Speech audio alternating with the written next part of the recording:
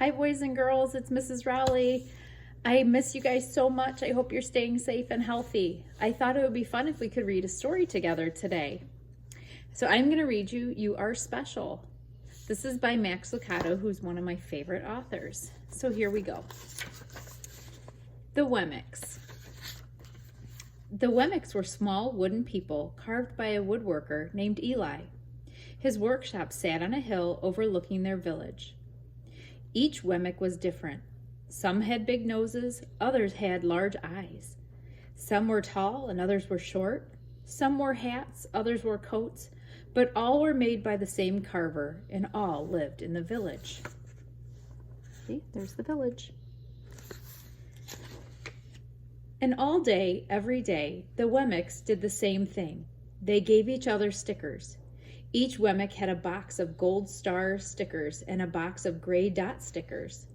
Up and down the streets all over the city, people spent their days sticking stars or dots on one another.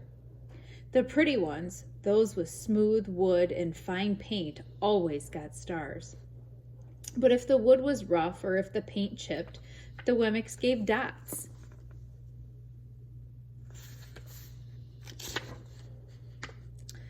The talented one got stars too. Some could lift big sticks high above their heads or jump over tall boxes. Still others knew big words or could sing pretty songs. Everyone gave them stars.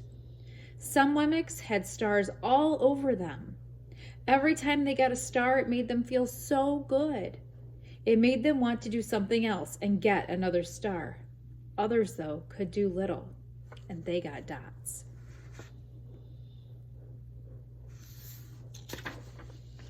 Punchinello was one of these. He tried to jump high like the others, but he always fell. And when he fell, the others would gather around him and give him dots. Sometimes when he fell, his wood got scratched, so the people would give him more dots. Then when he would try to explain why he fell, he would say something silly, and the Wemmicks would give him more dots. See, there's Punchinello right there. After a while, he had so many dots that he didn't want to go outside. He was afraid he would do something dumb, such as forget his hat or step in the water, and then people would give him another dot.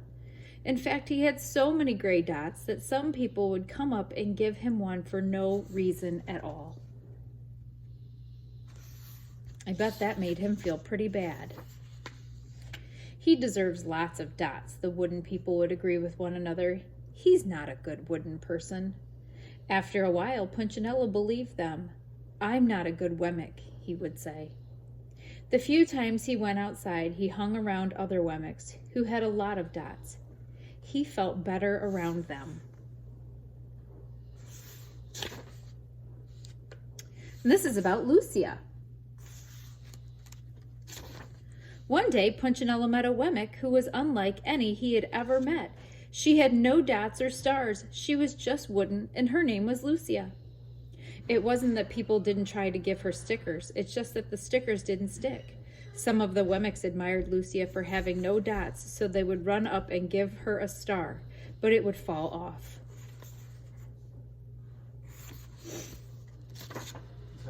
Others would look down on her for having no stars, so they would give her a dot, but it wouldn't stay either.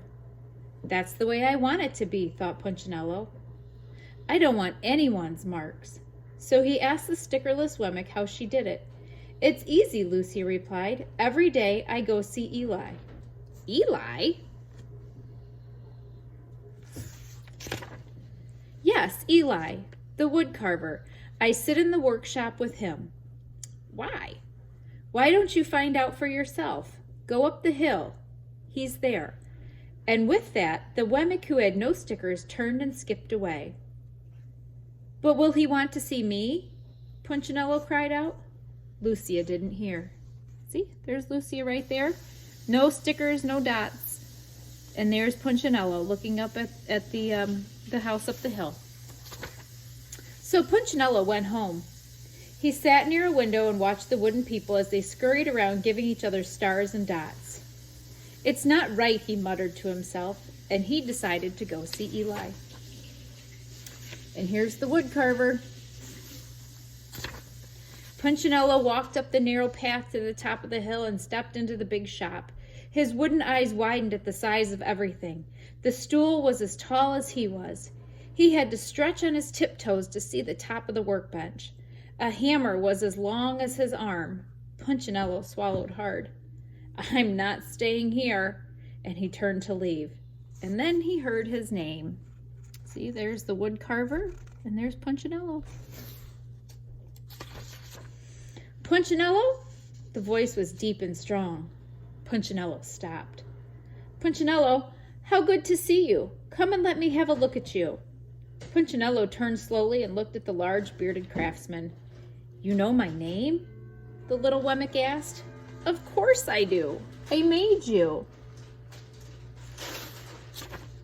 Eli stooped down and picked him up and set him on the bench. The maker spoke thoughtfully as he looked at the gray dots.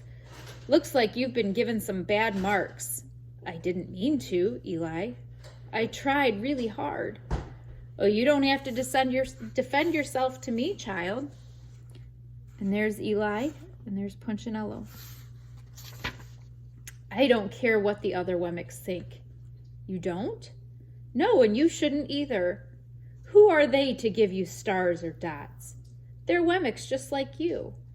What they think doesn't matter, Punchinello. All that matters is what I think, and I think you are pretty special." Punchinello laughed. "Me? Special?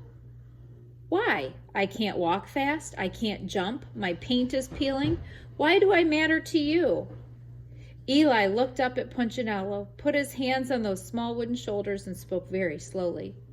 "Because you're mine. That's why you matter to me." Punchinello had never had anyone look at him like this, much less his maker. He didn't know what to say. "Every day I'd been hoping you'd come," Eli explained. "I came because I met someone who had no marks," said Punchinello.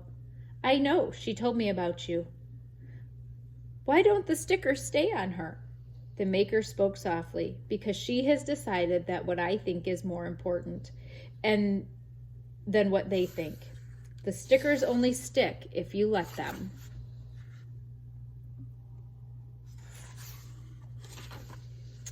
"What?" "The stickers only stick if they matter to you. The more you trust my love, the less you care about their stickers." "I'm not sure I understand." Eli smiled.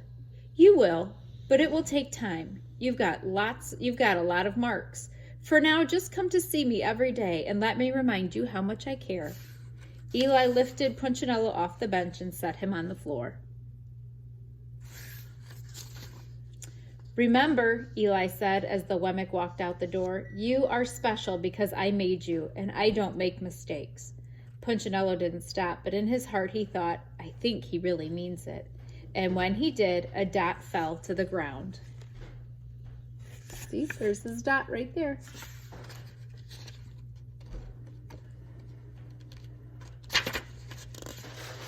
And that's it. I hope you guys enjoyed this story. I hope to see you soon. Take care and stay healthy.